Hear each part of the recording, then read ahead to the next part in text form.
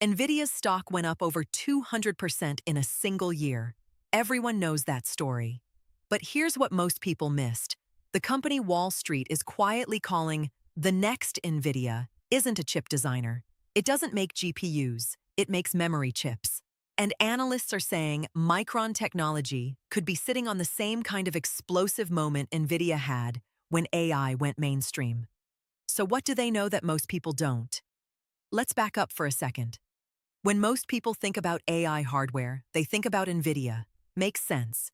Nvidia makes the GPUs that train AI models. ChatGPT, Gemini, Grok, all of them run on Nvidia silicon.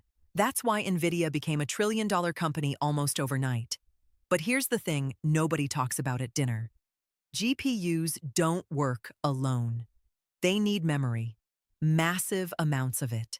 And not just any memory, fast memory. Memory that can keep up with the insane speed at which modern AI systems process data. Without that memory sitting right next to the chip, the whole system slows down. It's like having a Formula One engine bolted to a car with no fuel tank. The power is there, but you're going nowhere. That's where Micron comes in.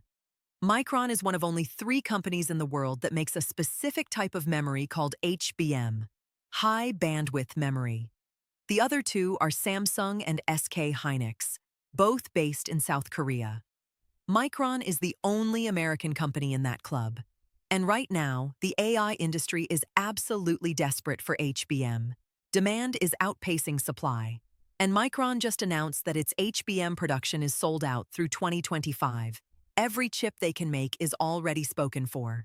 So what exactly is HBM and why does it matter so much? Think about regular RAM in your laptop.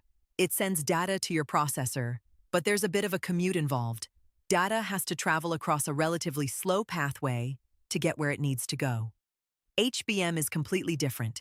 It stacks memory chips directly on top of or right next to the processor, using a technology called a silicon interposer. The result is an insanely wide data pathway. We're talking bandwidth that's 5 to 10 times faster than conventional memory. For AI workloads, that's not a nice to have. That's essential. Every Nvidia H100 and the newer H200 GPU, the ones powering basically every serious AI data center on the planet, requires HBM. So does Google's TPU. So does AMD's MI300X. The more AI chips get deployed, the more HBM gets consumed, and Micron is one of 3 companies that can supply it. Now here's where the Nvidia comparison really starts to make sense. Remember how Nvidia wasn't always seen as an AI company? For years, it was a gaming chip company. Then the AI wave hit, and suddenly everyone realized GPUs were perfect for training neural networks. The stock went parabolic. Micron is having a similar moment. For decades, it was seen as a boring commodity memory maker. Prices go up, prices go down, cyclical business, nothing exciting. But HBM is not a commodity. It's an advanced, high-margin product that takes years of engineering and manufacturing expertise to produce.